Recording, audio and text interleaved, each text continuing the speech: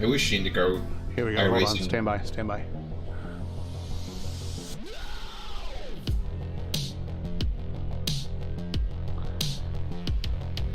It's Saturday, and you know what that means. It's time for the 2 p.m. Indy Open Strength of Field race. Hello again, everybody. I am Gary Gazzo. Welcome to Race First coverage of Round 1 of Season 4 of 2022 of the Indy Open Series, with coverage sponsored by Team Watson Racing Setups. Today we come to you from scenic Laguna Seca. Historically, Laguna is one of the traditional homes for the season Indy race of the NTT IndyCar Series, but today it is the opener for one of the toughest official series on the iRacing service. Joining me today for our driver expert, he's the man I trust to be one of my IndyCar teammates. He was my commentary partner for our Stock Car Day Brazil series that we had on Thursdays. Joins us live from the Mexico City area. Please welcome Antonio Estrada. Antonio, man, thanks for being here. Tell us all about Laguna Seca.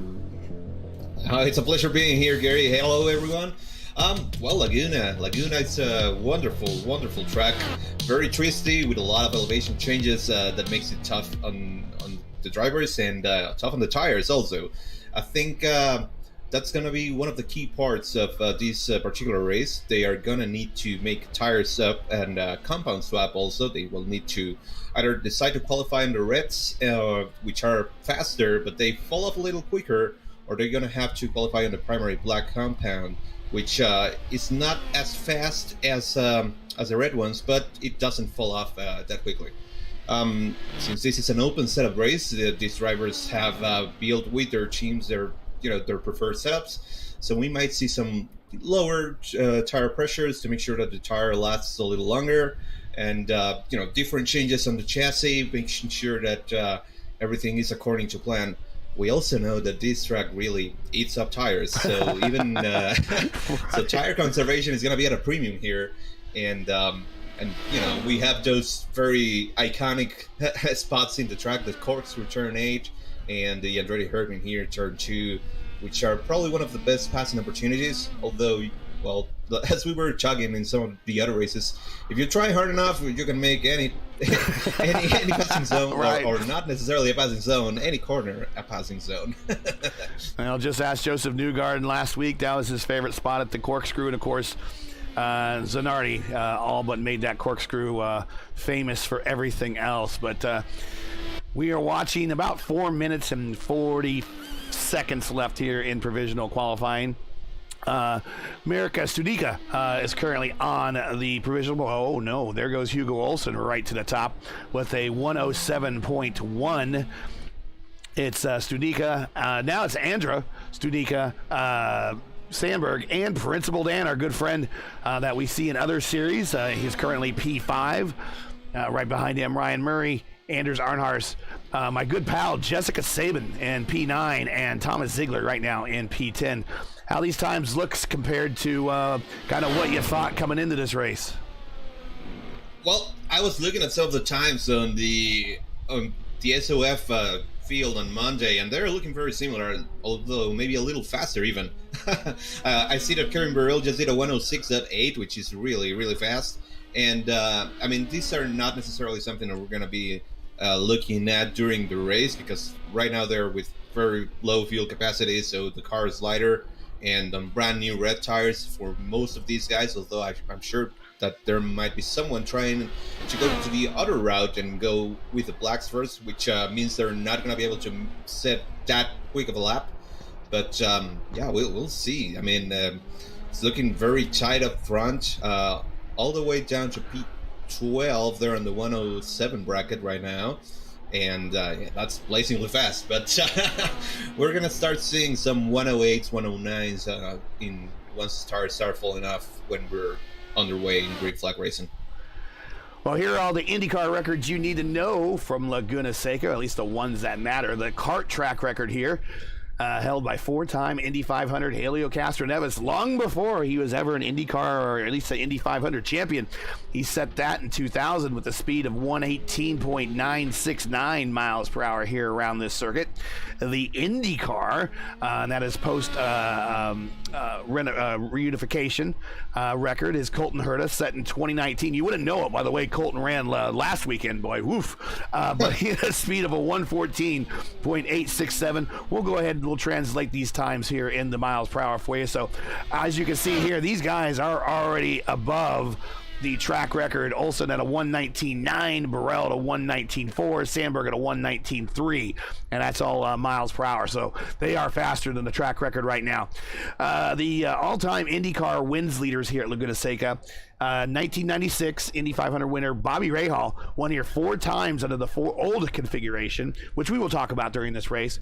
And when you win 4 times, you get a straightaway named after you apparently here. So that is the Rahal straightaway coming up to the corkscrew. Danny Sullivan, Michael Andretti, Paul Tracy, Brian Herter, Patrick Carpentier, and Colton Herter all have 2 wins here. Laguna Seca is also the home to Rick Mears' 7th and final road course win. And, of course, the infamous last lap race-winning pass by Alex Zanardi over Brian Herter. Poor Brian Herter. That would have been his first win here. That would have been his first win here. He got 2 more, but it would have been his first win here. But it was in the corkscrew in 96, simply dubbed as the pass, although Roman Grosjean tried to repeat it on Jimmy Johnson last season, but much less graced with much less tact, I guess. He just really butted his way into that one. But yeah, let's talk about the pass. Yeah, no, I mean, Grosjean's move on Johnson, it's iconic in some way because, I mean, it worked and it also showed us the toughness of the Indy cars. But yeah, the pass, man, when I was watching that live, I really, really liked Herta when I was young. So that, at first, it was like a gut punch because he had done a flawless race, and then, you know, out of nowhere comes this madman from way back, sending it in, and then just deciding to drive away through, you know, through the sand and dust and whatever, and made it stick. And then he just ran away from her. I mean, I know it was the last lap, but kind of like demoralized him. I was figuring that he might have to try or try and do something like out of the exit of turn 10 or something, but nope. He was just way far ahead. Yeah, I figured I would get and nowadays I would definitely get some sort of steward penalty, but now yeah, back then that was just like full send, made for TV, and of course the mad Italian there, Alex Zanardi, of course, made that famous. They really should name the corkscrew to Zanardi corkscrew if they ever get around to doing something like that. Let's get in today's starting lineup here at Laguna Seca. Race coverage sponsored by Team Watson Racing Setups. I want to thank them for coming on board. All right. Starting on pole, we have Hugo Olsen with a 106.5, very fast time. Next to him in row 1, Kevin Burrell with a 106.8. Then we have Anders Sandberg with a 106.9, and Marek Studikna, I'm sorry about that. I probably butchered it. I apologize in advance because I'm going to do it with someone else, I'm sure. But Studikna with a 106.9 also. All these 4 drivers in the 106 bracket very fast. Then we have Danilo Piazza with a 107 flat. Sai Andra on a 107.1. Then we have Christian Hilgard and Chris Wilhite. In the next row, which is row 5, we have Rashad Craig and Andrew Marcus. Then we have Anders Ehrenhaus and Christophe Demey. Then we have Tyler Russell and Will Weiser, with Ryan Murray and Paulo Lopez in row 8. Then we have Thomas Ziegler and Jessica Saban, row 9. Andrew Petty and Rolly Schilter in row 10. And Gavin Gardner in row 11 without a time.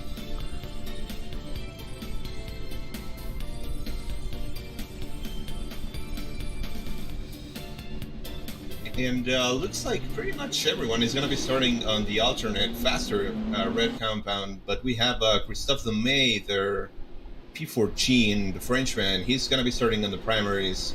We also have Paulo Lopez from Portugal. He's also going to be starting on the black tires. Jessica Saban and Thomas Seeger and Rolly Schilter. They're all the ones that are starting on the black tires. So it's we're gonna need to keep an eye out on them because sure, they're probably not gonna be as fast like we were talking about during the qualifying session, and they're probably not gonna be as fast on the first couple of laps. But then they're gonna have the benefit of after the pit stop that they're gonna have to do. They're gonna be on the alternate tire and make some ground through that. Well, before we get started here, we have a long formation lap to the green. Let's go ahead and do our first commercial here for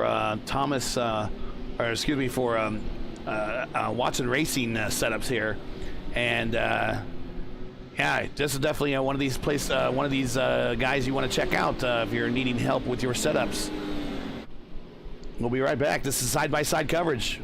TWRS bringing you the sponsorship.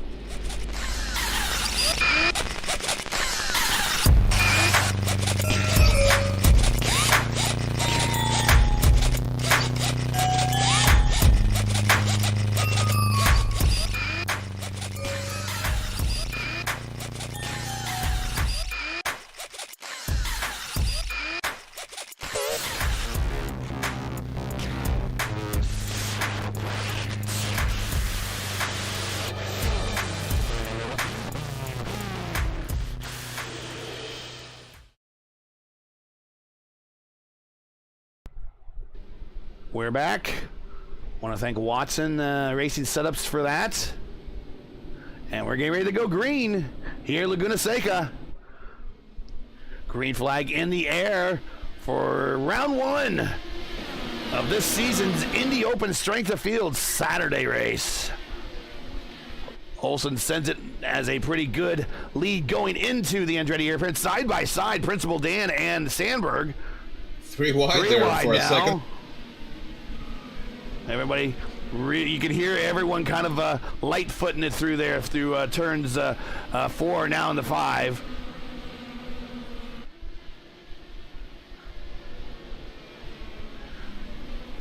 Just a hefty battle back there from about third on back.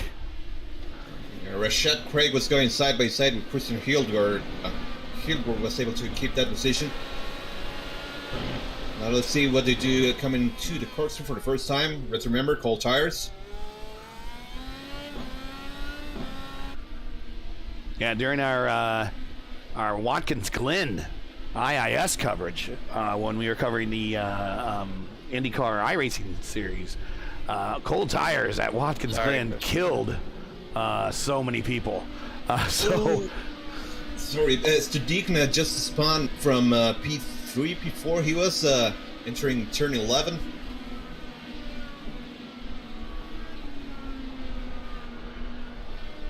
Yeah, he was running P4. He just flipped a little bit of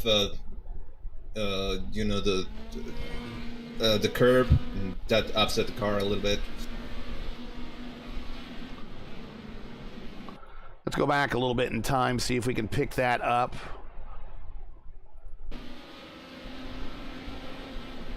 Got a little dirt on his wheels there coming off of, just under braking. The back end comes right around. Everyone gets around him safely. Looks like he had no damage there, just damage to track position. Yeah, and back underway. I'm also saying Will Weiser and Christophe Lemay, both in the pits with a lot of damage. I'm trying to find out what happened to them. All right. Looks like they got together in the corkscrew, and a lot of netcode is what basically destroyed both the races. That's such a shame. The silent killer of IndyCar racing. So your top three, let's get the ticker going here and give you some stats going, on-screen stats.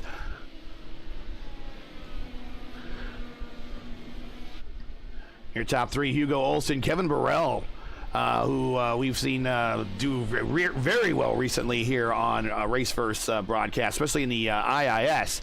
Right behind him, Anders Sandberg. We've also seen him do very well in the IIS as well.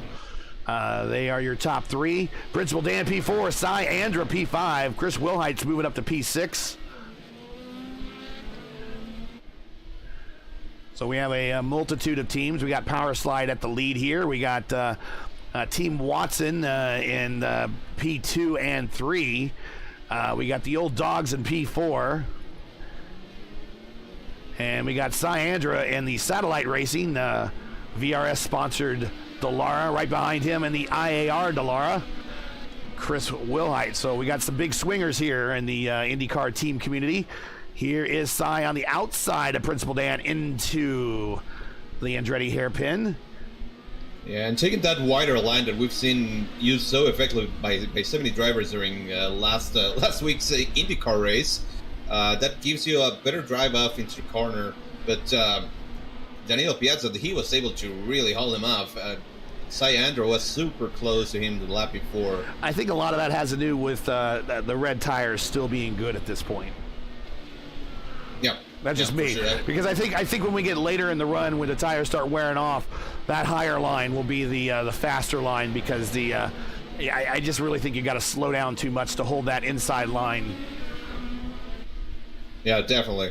I was looking at some of the times of some of the other races we had, and it looks like the red tires will last being competitive for around 10 laps, and then they might fall off of a cliff. Unless you're really good at tire saving, which I'm sure these guys are, as Sayandra is not giving up. He's trying it again, entering turn 2, the Andretti hairpin. Here he goes, side by side. He's doing this without the push to pass. And no, he's denied once again.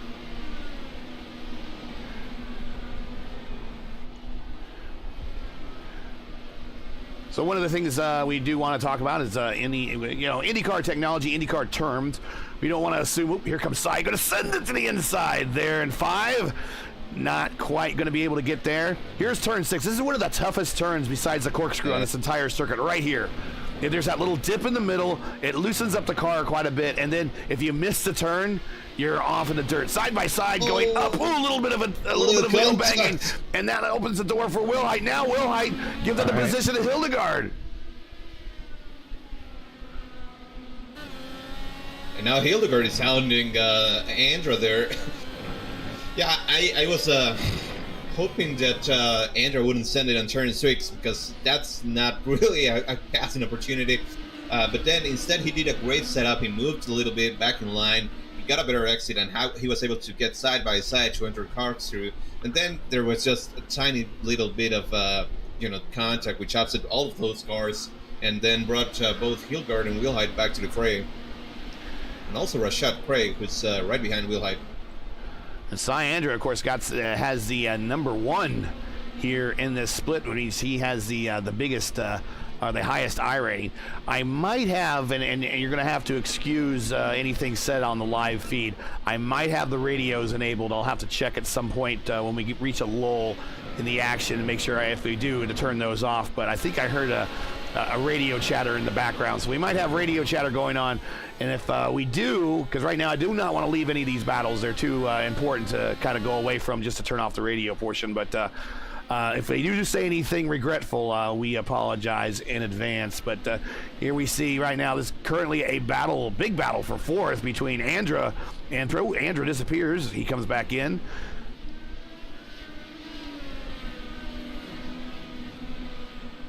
And I see that Hildegard is now on the push-to-pass button to try and get a little bit of breathing room between himself and Chris Wilhite getting behind him.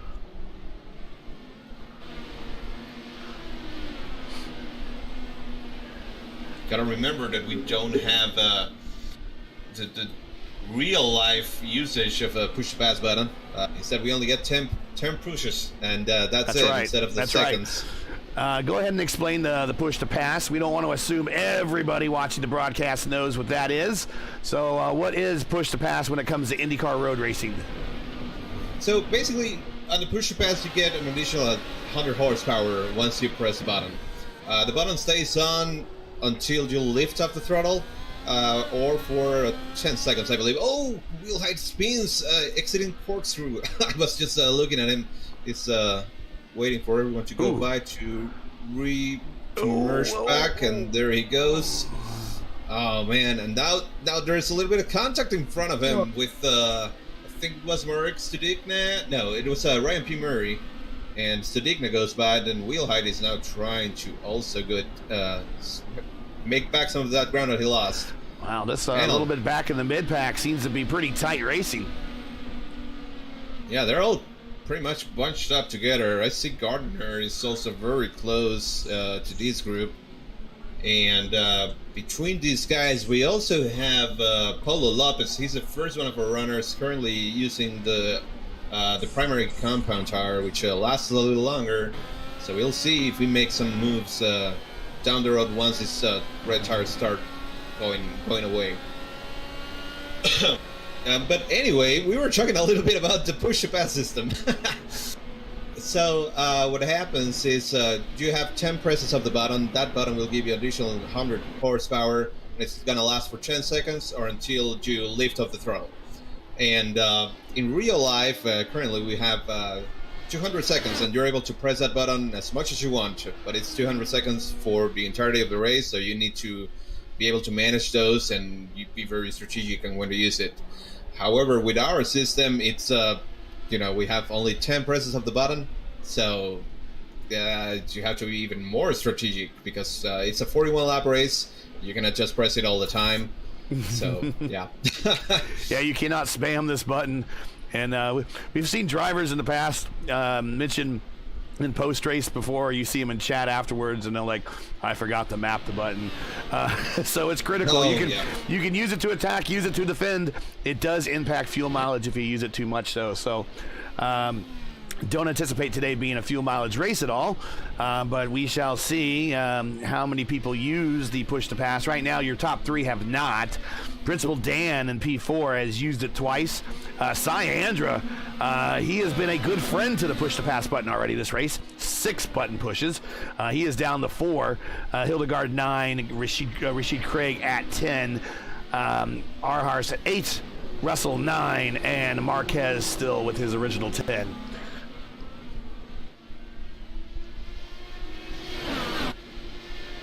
And this battle for 11th between Andrew Petty, Mark Stadikna, and Chris Wilhite is just heating up. I mean, they are not able to get away from each other, and there almost was a little bit of contact there. Stadikna is going to try and move to the outside of Petty here, entering turn 1, and now going to the Andretti hairpin. He's going to be able to outbrake him. Let's see if he's... side by side on exit. There we go. Look, there he goes. Yeah, nice move there. And we might be in that position where if you were able to take care of your tires, you're going to be faster, because these red tires are no longer going to have the best grip. And Wilhite is now trying to make a move. He thinks better of it. But yeah, I mean, you were talking about pit stops. We're probably going to see one pit stop, and they're probably going to split in half. So the guys 21-20, yeah. Yeah, around lap 20, 21. And the guys that started on the alternate, they're going to move to the primary because they need to swap compounds. Yep. And the guys that are starting on the primary, they're going to move to the reds. So they're going to have an advantage for a couple of laps. We're like really close there. Really close. We got a real good look at that one, too. Wow. He really had to lift there to avoid running back at him. But now he's on the button. He's going to try and make a move entering the Andretti hairpin, mimicking what Stadikna did a lap ago. Yeah, that IndyCar line through the Andretti hairpin. At one point, it looks like they're getting ready to go off into the dirt, and all of a sudden they just crank the wheel a little bit more. But that IndyCar line through the Andretti hairpin, not a traditional hairpin type line. You expect everyone right down on the rumble strip, and they go out very wide, and it looks very odd from an in-car perspective. It's totally counterintuitive. It's like you wouldn't think that works, but that works. It certainly is the best line, especially down a couple of laps after a stint starts. Showing you currently the hilly terrain here, going through the corkscrew, about a 3 to 5 story drop there, rapid drop. Cars actually do not like going through the corkscrew. It actually loosens them up with the way that these cars are stiff. They do not bend. So it actually, the way they rotate as they start to go down the corkscrew is not very car friendly. And you'll see cars, and then Wilhite's already shown an example of that today, kind of getting loose on exit there as they come down the hill. But that is pretty typical here of Laguna Seca and these Indy cars as they come down that corkscrew. Come on, man. You can't be chopping like that. Wow, that was... I was just looking at Andra going side by side there with the Dan Piazza, but now he is going to lose a couple positions for he also had like an entire nose on him, and yeah, we heard just closed the door on him. And yeah, we now heard some radio. we We heard some radio on that one saying, "Come on, man, let's watch that chopping." Again, pardon the radio if they say something they shouldn't. We'll get the delay built into this thing here at some point and turn that off. But he must have done a chop off here. Let's go back in time a little bit, take a look at that, and see possibly what happened that caused Cy to get a little upset there. And yeah. Here it is. And we'll get you. He was entering turn 5. They were both entering turn 5, and I mean, they were not side by side. Cy was very close to trying to make a move there, but Dan Piazza denied him. Look at that. Oh, yeah. Oh, yeah. You can definitely see why he might have been a little upset at that. Principal Dan, I will say, and the reason I call him Principal Dan, if you've never watched a broadcast with him on any of the Race First broadcasts that he's been on in the lineup, he's a headmaster at a school in the Monza area. He's located and lives not too far away from the Monza course itself. But typically we had him on in the middle of the night, and when we had him doing races in the Race First Formula Indy Series, and he would race in the middle of the night and then wake up just a few hours later to go to school to greet the children. But he is a headmaster there. That's why I call him Principal Dan. And he is a very aggressive driver. Has very much the Formula One way of driving when it comes to these Indy cars. And that Formula One style is go, push. These cars necessarily aren't built for that. But, we got a car slow to the inside. I'm not sure who that was. That is Gavin Gardner. Yep. Yeah, he was just letting the leaders by. Letting the leaders on by. Very nice of him. Rice up front here. Hugo Olsen stretching his lead out to 3.6 seconds over Kevin Burrell. Yeah, and sorry we haven't really mentioned the top 3 that much, but the battles on the mid pack and first couple of positions within the top 5 or the top 10 have been super exciting and very close all race long. But so far Hugo Olsen and Kevin Burrell, they've been the class of the field. They're the only ones that have been able to do a 107 lap.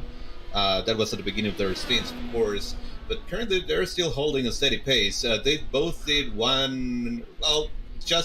now Kevin Burrell did a 109 flat, and Hugo Olsen a 108.6. So they're still taking care of those stars. They're not as fast as they were at the beginning of the stint. Of course. They're still going. They're still powering on. Probably looking at about 5 laps to we go to pit stop coverage here. But you are watching the car here of Anders Sandberg with the sponsorship of Team Watson Racing Setups. I want to thank them for coming on and being our presentation sponsor for this entire season. We just kind of put everything together here not too very long ago, so we don't have a lot of read for them yet. But basically, we do. If you want to head on, check out another one of the setup shops, an up-and-coming setup shop on the iRacing service. Check out teamwatsonracing.com and use the code WATSPIN. That's WATSPIN. That's the nickname that we gave James there for when he was a driver. I wouldn't say he spins a lot now. I wouldn't say that you want to put spin a lot when you sell setups, but use the code WATSPIN, WATSPIN 39, and you get a 5% discount at checkout. That's just for this week, and we'll set up more graphics and coverage here as our coverage continues of the Indy Open Series Saturday Strength of Field race all season long. We will be here. Go ahead. Oh, we got Jessica Saban sporting one wing. She must have got into some issue, but she is going to try to make it to the pit stops. Jessica, better to just ride around. Yeah. Than upset your entire plan for pit, and especially and downforce is really important also, but you're gonna lose way more if you try and make a pit stop right now and then have to hold on for tires for a super long stint. As we see who's going into the pits. Yeah, Rolly Schilter getting in there. Thomas Rolly Schilter has been. Yeah, it sucked that it happened, but oh well. Yeah, we got Rolly Schilter. There he is on pit road right there, coming down in his number 11. Started 20th. He's down and away and rejoining. This is like threading a needle right here, coming out of pit road. You got to be very, very careful, because if you go off onto the dirt, you're going to slide, especially on new tires. There he is waiting for Ryan Murray to go by. Now he picks up his speed, back underway. He stopped a little bit early, might have had some damage. He might have to stop one more time, or he's going to be having to do some fuel conservation. But that is Rolly Schilter. He is done with his pit stop. Back up front, there's Hugo Olsen, out to now a 5-second lead. Yeah, and this battle for fourth between Dan Piazza, Rashad Craig.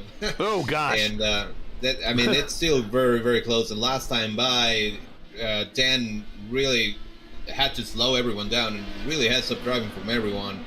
They could have easily ran into the back of each other, and they all kept it clean. But I feel like these guys behind him are faster. He locked him up in the Andretti airplane a little bit. Had a little wheel lock at the right front there. I thought maybe Craig might have had a shot at him.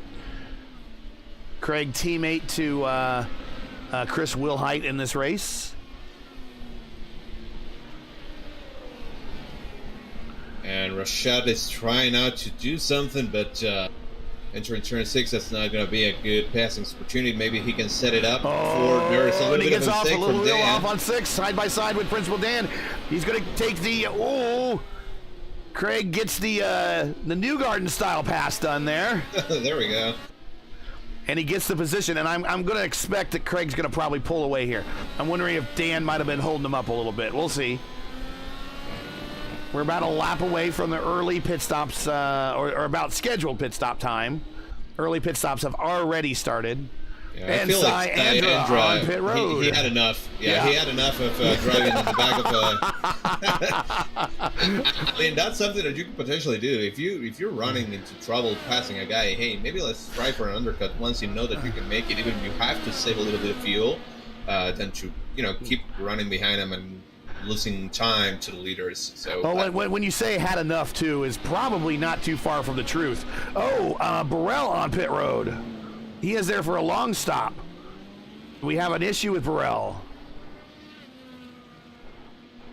Do we have a speeding? Well, let me see. Trying to find what happened. Yeah, that definitely sounds like a speeding penalty. Oh man, that's such a bummer. He's trying to go. There's no damage to that car.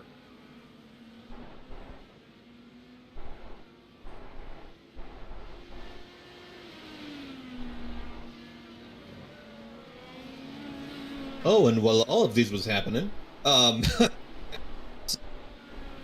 wheel height. They wrecked. It's Christian Hildgaard. Oh no. Yeah, entering the corkscrew, both Dan Piazza and Chris Hildgaard have a little bit of contact, not race-ending damage or anything like that, but yeah, they're gonna be in trouble. Oh yeah, there it is.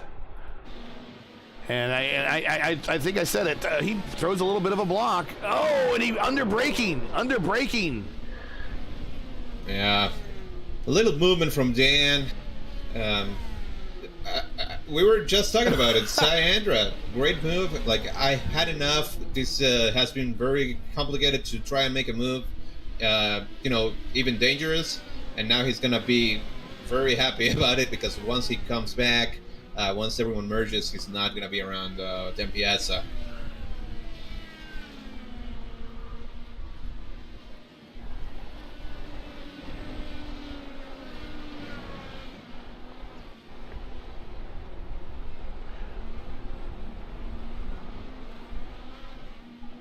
And now we're gonna see also how the guys that are gonna go to the alternates are gonna do now.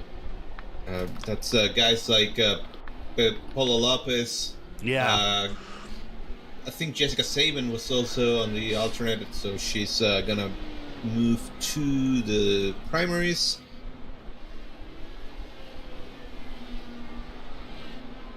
Yeah, I think Kevin Burrell, unfortunately, is done, and he is a favorite of ours on the broadcast, probably one of the best interviews we ever have here anytime we get him in the booth. Looks like he is done because of that issue that he had speeding on pit road.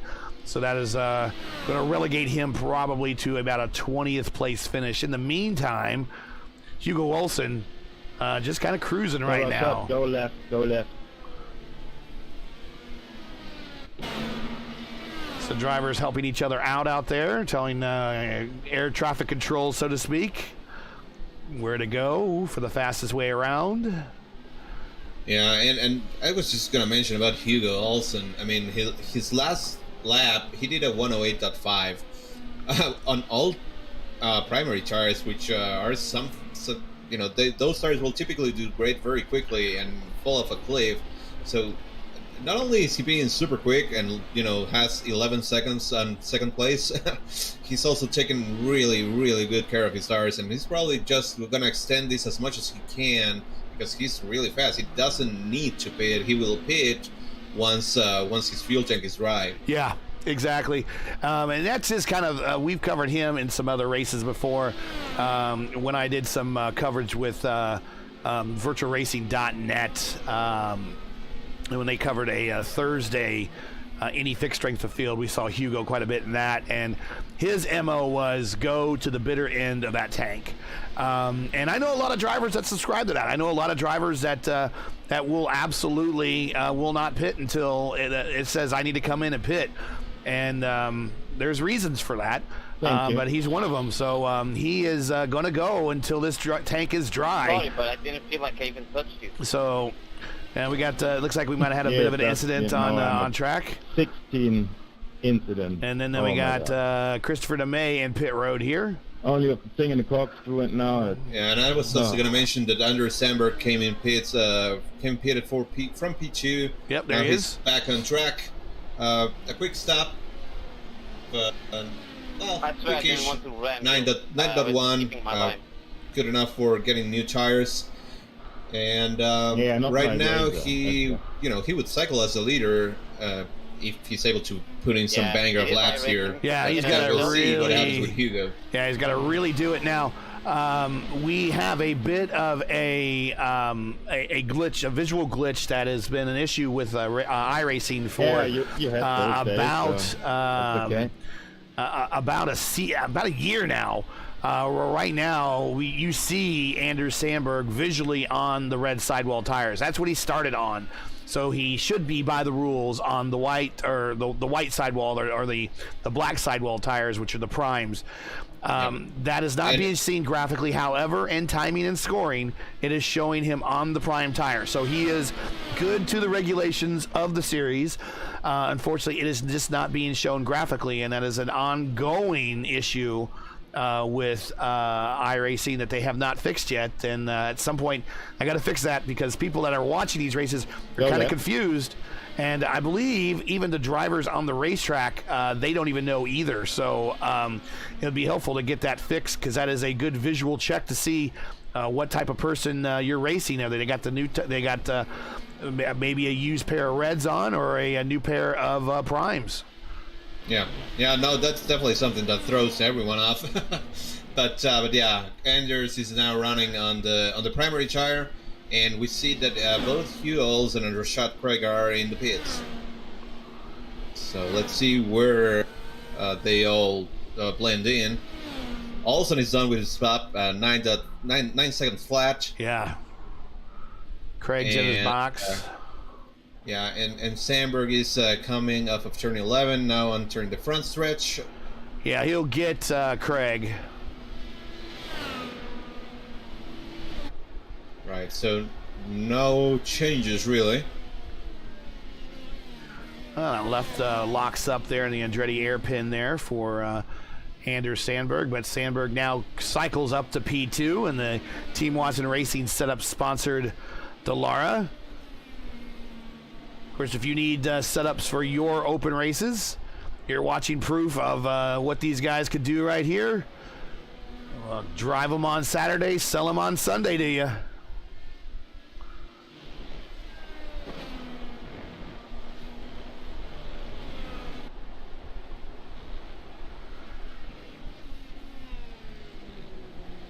Sanders also probably looking at a good iRacing or iRating payday, being that he's was 10th highest rated coming into this race in this lineup, and it is at P2 right now. Right, but I mean, at this point, none of these guys are slouched either. So Anders Samber, he has a 3,800 iRating, so that's way too good. He would typically be one of the fastest guys, or one of the higher ranked cars in many other splits.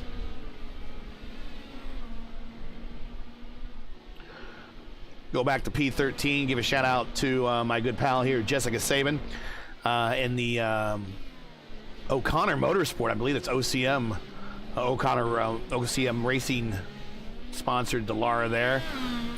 She is the admin of the PMRL, which is the Prime Meridian Racing League. If you are a European IndyCar racer, or if you are European and thinking about racing the IR18 and are looking for a European-based top-tier league, check out the PMRL. She is one of the admins. They have some of the highest strength of fields that I've seen, kind of almost outside of strength of field races and Lionheart racing.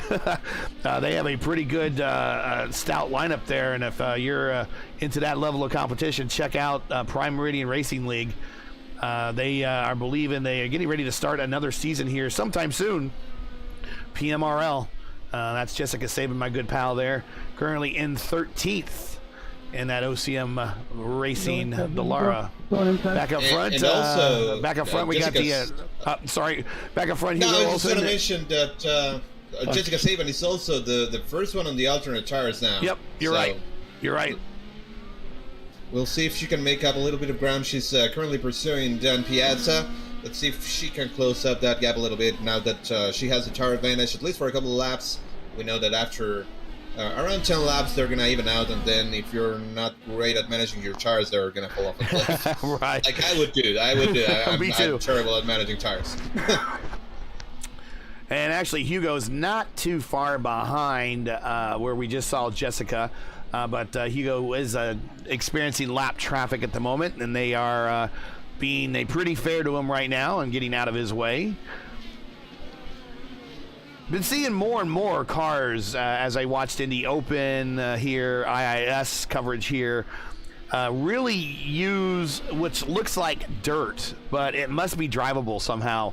The entrance to the Andretti hairpin swinging out very wide. And it almost looks like they're going off track. That's something new that I've rather seen here. Is there a lot of grip out there, and that's just something that people are kind of exploiting? Yeah, I mean that's actually kind of part of the real life track. That it looks like dirt, but it's concrete, and you can definitely drive and at least drop a couple of wheels over there, and you're still gonna have grip. You're gonna be able to arc the corner a little bit more. And especially if you're trying to go to that very tight line when the tires are good and you can go through the hairpin as if it was a hairpin, you're going to take a lot of advantage if you go and drop a couple of tires on that concrete part. Later down the road, when you are trying to do that weird IndyCar line that is counterintuitive, like we talked a little bit about, then you're not going to try and do that. Well, we are watching Cy Andra here, and he is... probably relieved to know that he is beyond that battle that we saw for fourth early on in the race. He is kind of by himself at the moment. He is right now 21 seconds to the leader, but in terms of his interval with anyone around him, he's got himself a pretty good buffer, 3 seconds to the front, 4 seconds to the rear. Not many people around him right now, so he is just here making laps, trying to now just be as consistent as possible, because at this point you're just kind of waiting for people, because you're not going to do any more pit stops. So now you're just kind of waiting for racing incidents possibly to collect competition and make it up spots. Yeah. Yeah, definitely, because like you said, at this point in the race, everyone is so spread out that, and they're very close in pace. So it's not that you're going to be able to make 3 or 5 or 8 seconds only on pace. So you're really trying to be as calm, as collected as possible, be very consistent, and keep hitting your marks. Do not lose concentration, even if you're racing by yourself, because that. I mean, some drivers tend to like space out a little bit, and maybe I'm talking about myself. And once you're in that lull of just driving around by yourself, it can get a little tough to have like a definitive goal, or there is a car in front of me, I'm gonna try and catch him. So drivers need to be calm and collected and just keep driving their own race. Because if somebody else doesn't, well, that's when you make mistakes and they come back to you.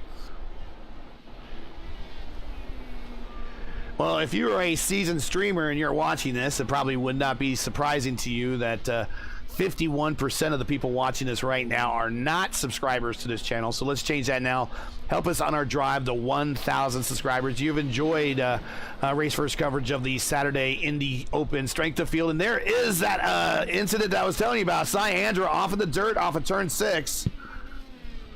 So that's going to close the gap between himself and our house.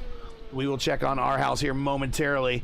But if you're enjoying today's coverage and you respect the stream, please do us a solid. Make sure you support us by subscribing. Change that red button gray for us. We have less than 70 subscribers to go to get to the magical 1,000 mark. So help us by hitting that subscribe button right now. We absolutely cannot get there without you.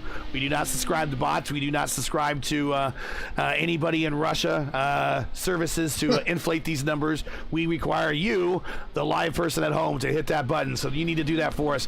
And while you're at it, don't forget to smash like and click the bell so you don't miss out on future Race First iRacing broadcasts. And we got a lot of them now every Monday, and still the continuation of the Race First Formula Indy Series on Tuesday. And in addition to, of course, our now new coverage of the Indy Open Series on Saturday for their Strength of Field race at 2 p.m. Eastern.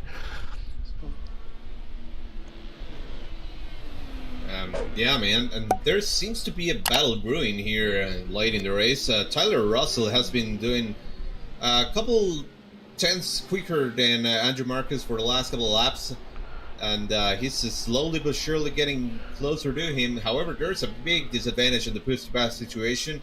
Andrew Marquez has 9 still, and I think that Tyler Russell is spamming them a little bit to try and get close, but again, he's reeling him in little by little, so maybe we have a battle at some point. Oh, car off into the corkscrew there. That is Frenchman Christophe Demay. Try to Demay. Okay, Christopher Demay in that Valvoline sponsored livery. The kind of a throwback to what we saw Robbie Gordon in the 90s. That was a very, very beautiful car. I tell you what, if you like that car, what you need to do is, I saw recently, and everyone knows my love for the game of IndyCar Racing 2, which is the precursor to everything you see here, right here. IndyCar Racing 2 is IndyCar Racing 1 and 2, and then Indy 500, the simulation, are the ancestors, literal ancestors to what you've seen here in iRacing. But someone just came out with a 1995 AI car set that you can download on Trading Paints, and you can replay your own 1995 Indy 500 and see if the Penske's actually qualify and win. Actually, I did a replay of the race last night. I was testing some new software. We're going to roll out some new overlays and stuff here soon. And Robbie Gordon actually won my test race of the replay of the Indy 500. Scott Pruitt finished second. And we had, I think Al Jr. finished third, and Michael Andretti finished fourth. Oh, there we go. Bunch of grades of IndyCar lore. And yeah, I mean, you can definitely do a lot of like replaying old seasons now with the amount of tracks that we have. I wish we had Nazareth Speedway. Wish we had Cleveland. Oh yeah, Portland. You name it. Yeah, there's some still gaping holes out there that for licensing purposes or whatever, iRacing still has not been able to get us licensed to like Portland, or of course they got to really scan Nazareth, don't they? No, they don't, because they didn't scan the iRacing Super Speedway. So I think, and here we got Hugo Olsen getting around Jessica Saban. Lap position, but I think fans would just be happy enough to have Nazareth there in some form or another, whether it's scanned or not. And my take is I think iRacing doesn't want to do any non-scan tracks because they don't want to make them. They don't want to do official races on them, and that's fine. Don't do official races on them. But I bet you if you put Nazareth out there for whatever the cost is for a track these days, or just half price it, just say, it's hey, give me two. Yeah, I'm sure there'll be a lot of people like, here, take my money, but before we do that, and we do, speaking of money, we got to pay some bills here. We want to do another side-by-side here once more with Team Watson Racing Setups, and we'll be back just in time for the finish of Laguna Seca here, round 1 of the Indy Open Series Saturday Strength of Field race. We'll be right back.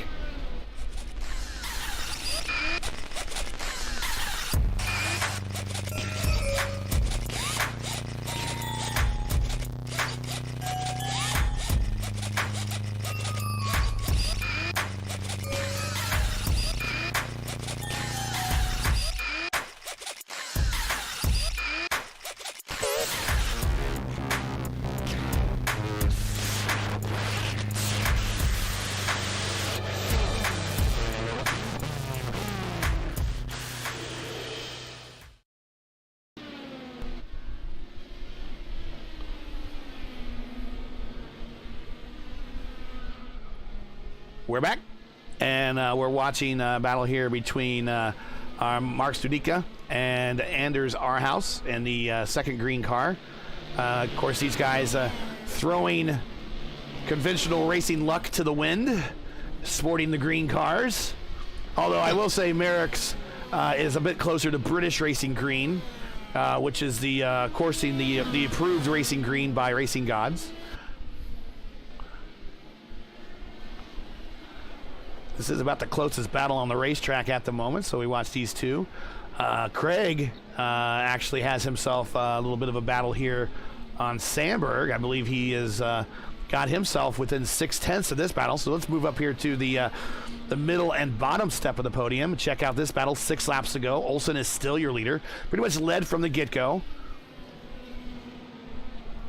Yeah, and I was just going to mention in the Anders Arnhouse and Mark Studica battle, they're down to 2 and 3 pushes respectively, so it might come down to the wire. They might be able to, make a last lap move. Studica has the advantage. He has one more push of the button in his tank.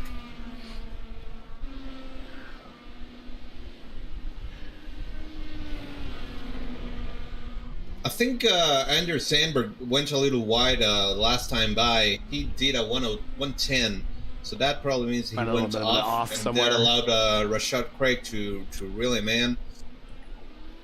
And just momentary losses of focus late in the race. That's all it takes.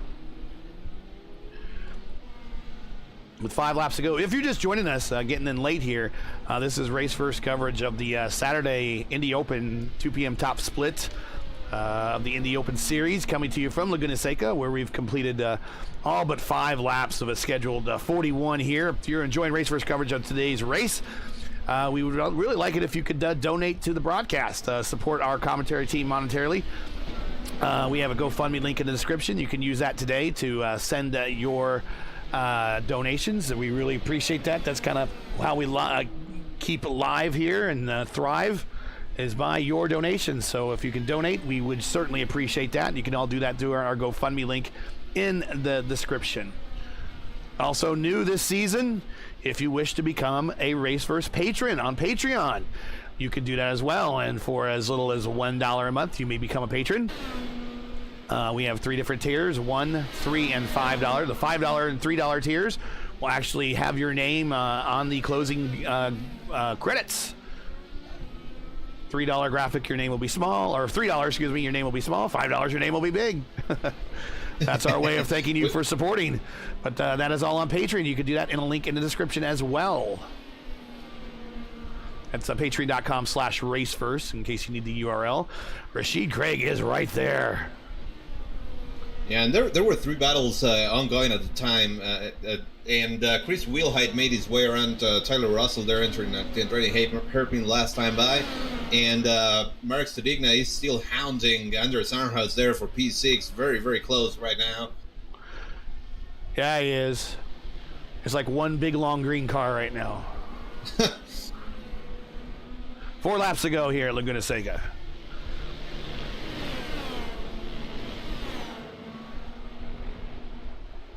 As we get further into the season, we will keep you apprised of the Division 1 Indy Open Points Championship as it relates to all these drivers.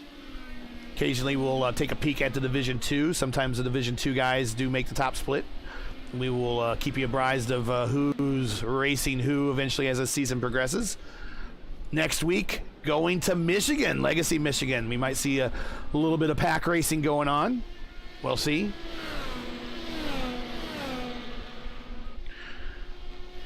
I think we'll definitely see some pack racing there. That's typical Michigan.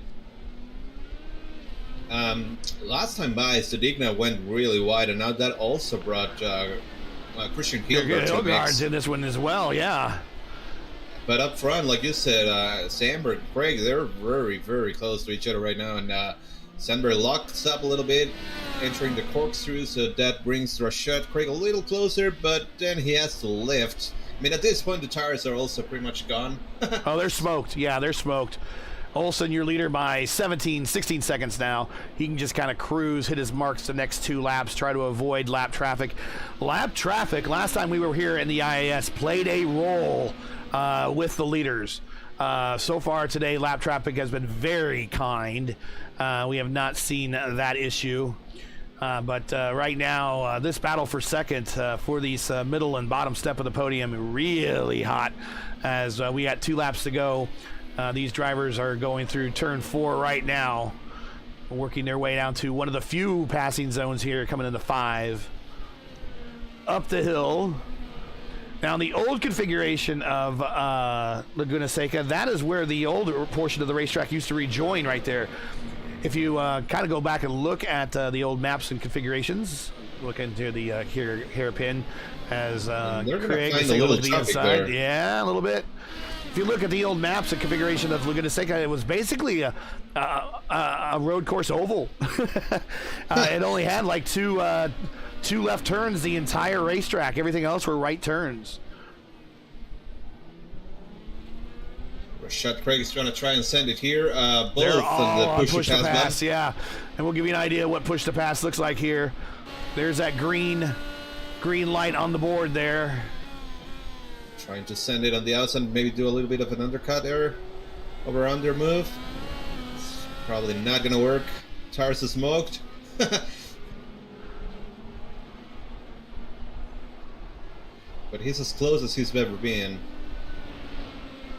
Again on push to pass again right now. Got each one of these guys got 2 pushes left. Final lap. They're going to be spamming it the entire lap, I think. Final lap, but we will take a look at Hugo Olsen as he navigates to the bottom of the corkscrew into the final 2 sets of corners here on the Laguna Seca racecourse.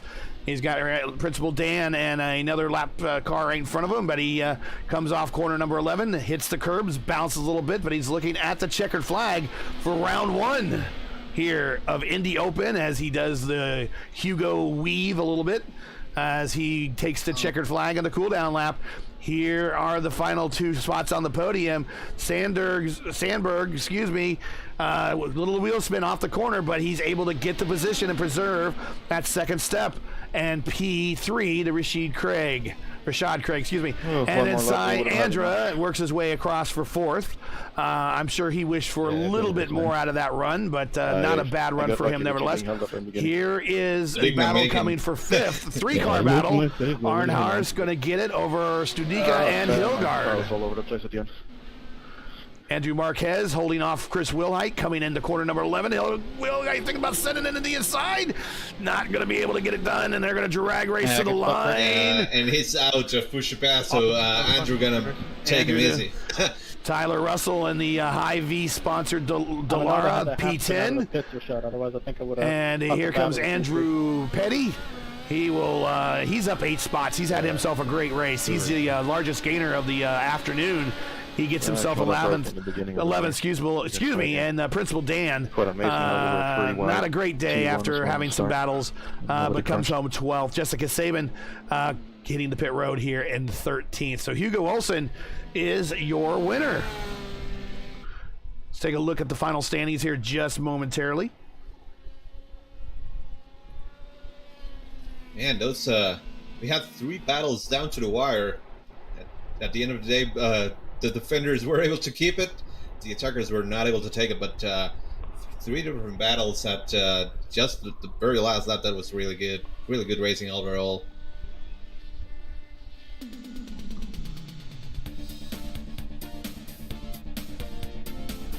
Well, let's take a look at the final standings. Go right ahead. Was Hugo Olsen with a massive 17-second lead on P2, Andrew Sandberg. P3, Rashad Craig rounding on the podium. A very close battle between those 2 guys. Then we have Sai Andrade, P4. Andrew Santos, P5, with Marek Sidikna, P6, and Christian Hildgaard very close to them, P7. Then we have Andrew Marquez and Chris Wilhite very close, also those 2 guys, P8 and P9 respectively. Then we have Tyler Russell and Andrew Petty, Dan Piazza and Jessica Saban, P13. Paulo Lopez, P14, Ryan Murray, P15. Then we have Christophe Demey, the Frenchman, P16, with Gavan Gardner in P17. Rolly Schilcher, P18, and then we have Thomas Seeger, P19, retired. Also Kevin Burrell, P20, after a very strong race at the beginning. He was up front for the most part, and then we didn't even know what happened, but we assume it was a speeding penalty that left him on the pits for a while, and then I'm not sure if he had some sort of equipment malfunction, but he's gonna round up P20, and Will Weiser, P21.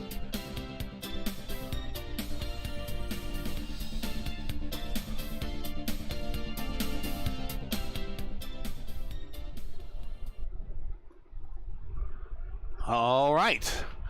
Let's see if we have anyone in chat that would like to speak with us. And there's Hugo Olsen, my man. Good to see him. We will bring him up right now. Rashid Craig is here as well. So we will bring up Rashid first, since he finished 3rd on the bottom step, and we'll have him tell us all about this battle that he had with Sandberg to close out these closing laps. Hey, Rashid, thank you for joining the interview room here. Appreciate it.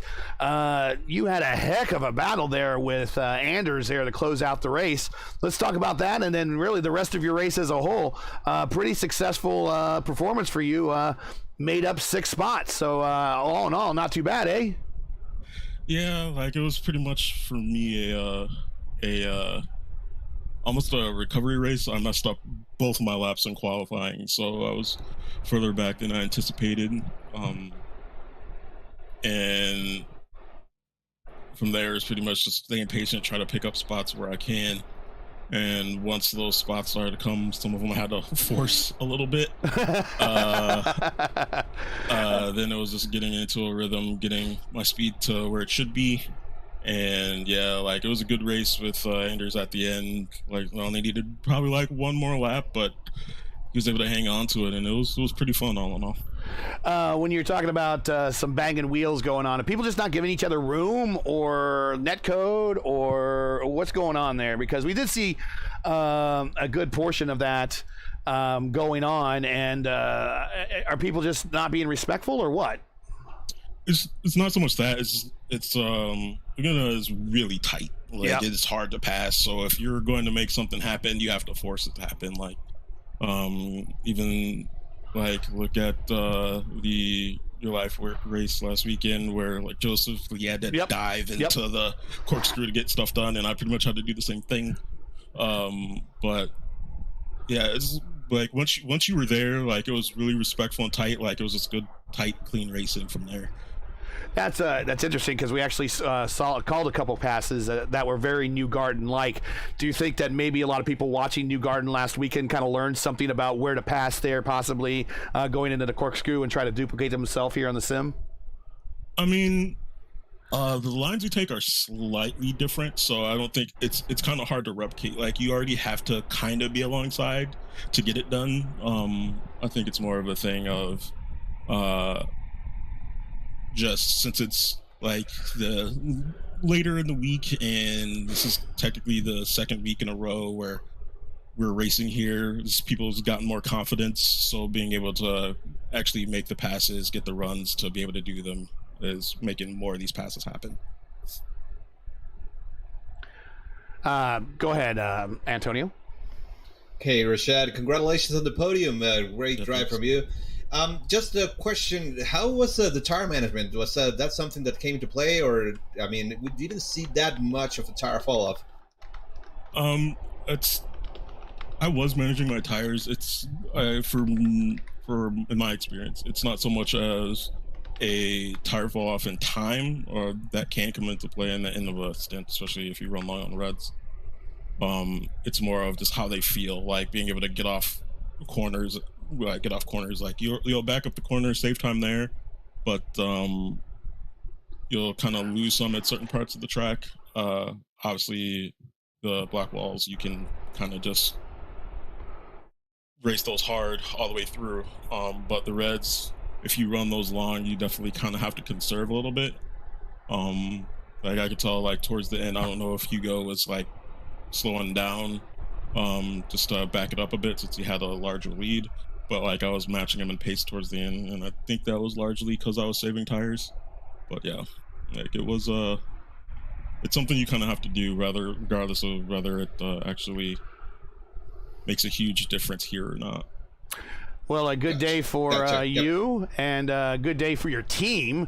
Got two cars of the IAR stable in the top 10 there. Chris came home ninth after having a small spin there in the corkscrew, but avoided contact with everybody, and I think that helped preserve his day. So with that, I'm sure you guys are generally happy with the way things turned out. So feel free to give all the shout outs you need. You got a lot of sponsors and teammates I'm sure you want to thank for their help and working on these setups. Yeah, thanks to IR, Indy Racing. We been working on this setup for 2 weeks now, so it's kind of gotten right where it needs to be.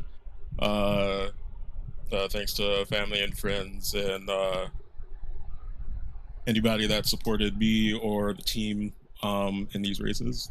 And once again, thanks for bringing a broadcast on a Saturday. That's nice. Well, thanks for being here, and hopefully we will see you next week at Legacy, Michigan. Yes, sir. Let's bring up Hugo Olsen, our winner. Hey, Hugo, thanks for sticking around for the interview. We got you here in the booth. It's myself and Antonio. Wow. Just in the early stages, you were kind of racing with Kevin Burrell pretty close there, and you just kind of pulled away. Almost looked like a run-of-the-mill race for you. Was any of this race a challenge at all, or just hit your marks and just hit your pit stops and you win the race? I mean, what was the strategy? I mean, it didn't look like there was much in it for you. Yeah, I mean, I had done a lot of practice for this, but when I couldn't get into the warm-up session beforehand because my computer's so slow loading, so I got right in there with 7 minutes to go in qualifying, so I didn't have any time to practice on the black tires, and that was I was thinking about starting on blacks, but made late. That was probably a good choice. To switch to the red tires. Right, that was really a good choice. It helped me a lot, like early on, to have the tires come up to temp quicker. Great job on that win, Hugo. You basically smoked the field. Very reminiscent of what Alex Palou did last week on the IndyCar Championship. Really. How did you manage your tires? Because I was looking at your times, and there wasn't really any time fall off either on the reds or on the blacks. So what was the secret sauce there? Well, maybe you don't want to tell us the secret sauce, but how did you manage to do that? Yeah, I mean, as a team, us Powerslide, we have really in the last couple of months worked a lot on our road course setup package, and I think it really showed here that we have had kind of the short run pace before, but in the last month or two we have really found something that can be quick on the short run and also manage the tires on the long run. And and also I think a year or so ago I used to slide the car a lot more, and today I really wanted to focus on not oversleeping the tires and driving just as quick as the car is able to drive, and not try to do more than that. Gotcha. Well, yeah, that certainly paid off today. Congratulations on that amazing win. Is there anyone you want to give a shout out to? Yeah, of course, Powerslide Motorsports, and also Brian Carey on that team for the work he put in on this setup. Yeah, that's it. And of course, thanks to Raceverse for doing this broadcast, and also the other competitors for showing up and having a good race, clean up front at least. All right. Well, we've had you. At least I've covered you before on some other networks before, and it always seems to be that Hugo's up at the front. So I think Hugo is going to be one of the ones to watch for the remainder of this season. Hopefully, we will see you at Legacy, Michigan next week. But until then, congratulations, best of luck, and we hope to see you soon. Yeah. Thanks. See you guys. We do have. Cy Anders, here in the waiting room. Since we don't have Anders Sandberg here, we'll go ahead and bring up Cy. Hey, Cy, we'll go ahead and bring you on up since we don't have Anders here for the P2. You finished fourth, but you had a heck of a battle mid-race there with Dan Piazza, or I call him Principal Dan. It looks like at some points he was not making you too particularly happy. What was going on there? It was just aggressive racing. I don't think it was anything bad, but just in the moment you're frustrated, you're all hopped up on adrenaline. so it just comes out, so to speak. I was a little bit annoyed with his defense going into turn 5. Yeah, turn 5. But watching it back on the replay, there was more space than I thought. So just me getting a little bit huffy. Nothing more than that. Well, that was a great. We watched a lot of that battle. There was Dan, yourself, Hilgard. Rashid Craig was in that, and actually he moved through all of that and managed to get up onto the podium there. And also Will Height. I mean that whole group. You guys for a period of about 5 to 10 laps mid stint in that first stint were all nose to tail. Yeah, and it was, I will admit, it was a little bit frustrating behind Danilo, because I feel like I had a lot of pace. I think I could have caught Anders, definitely, since he was on primaries, and we were doing this. He was doing the opposite strategy from everybody else. And I think because Danilo was, doing a trolley and backing everybody up, he was able to make that strategy work. Otherwise, I think Anders would have been swamped early race. But besides that, I mean, you couldn't really ask for more, can you? It's a tight, twisty track, and everybody, for the most part, kept it clean. I think the only real issue was that little bit of contact between Rashad and Danilo into the corkscrew. Yeah, there was a little bit of wheel banging going on, but go ahead, Antonio. Yeah, no, I was just going to say, you made a great move there going to the pits, maybe a lap or two earlier than you had thought of, and because next time by, Danilo and I think it was Christian or Wheelhide, they had a little bit of a run in entering the corkscrew. So I'm sure you were happy to see that once you blended back in, he was no longer around you. Actually, the little bit of contact they had kind of messed me up a little bit in terms of race strategy, because I thought Danilo would continue holding up Rashad and Christian, so I would be able to pull off the undercut. But since basically right after I dived into the pits, Rashad was released into clean air, he was able to stay out long enough that my undercut was canceled out, so to speak. Ooh, okay. Well, sometimes you win, sometimes you lose. Yeah, it's just a little bit of, stuff happens. Well, thanks for sticking around and hopping into the interview room. Even though we didn't have Anders here, we had a little extra time. We could bring you up.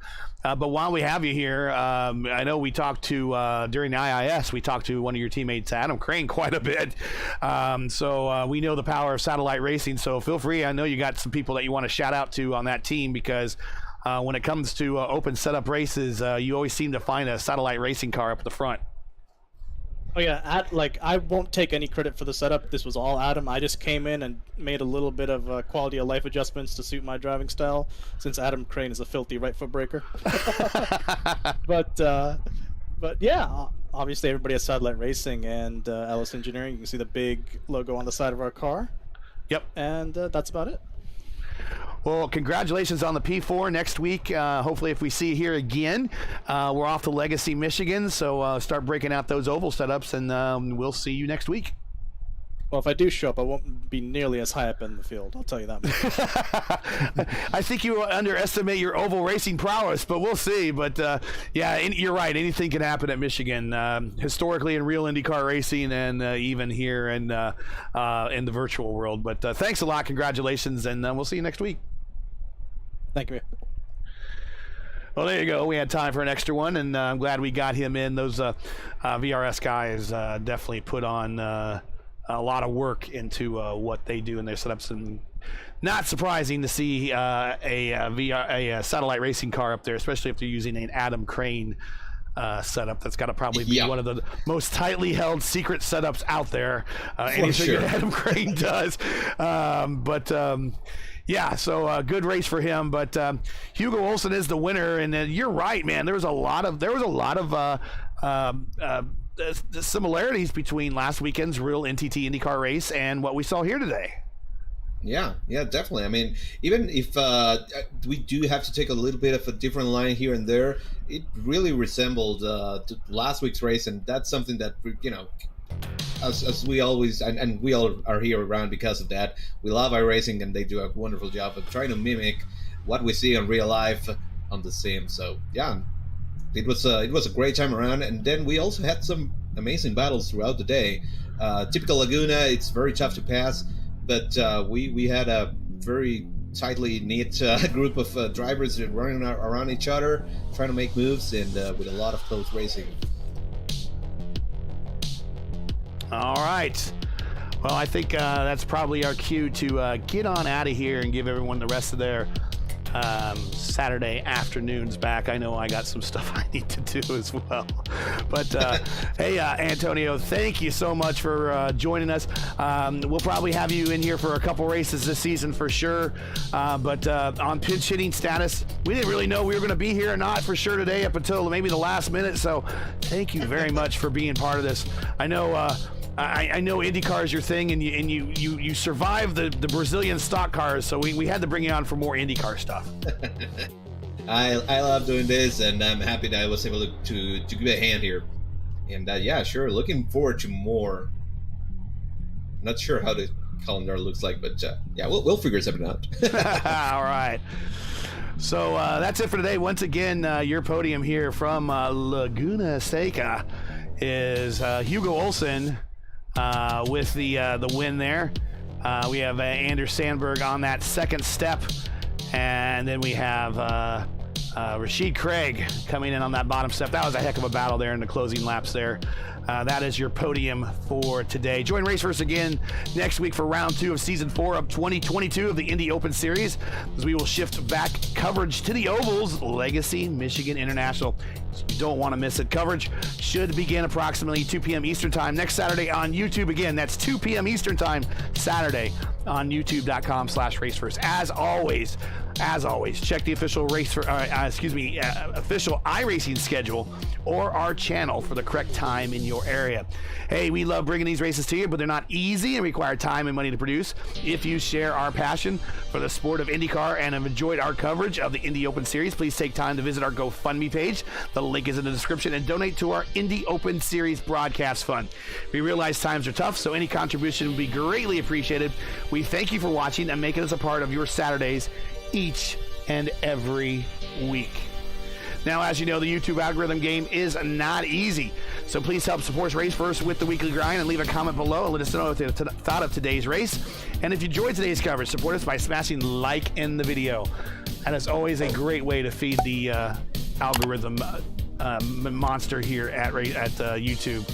And if you enjoyed today's coverage, also make sure to click subscribe and while you're at it, hit the bell for weekly reminders so you don't miss out more of Race First iRacing programming, including Season 4 of 2022 of the Monday Night Indy Fixed Top Split on, of course, Monday nights, and the continuation of the Race First Formula Indy Series on Tuesdays. So make sure to change that to red button gray like that and click the bell, and you will get all the notifications. You won't miss a thing.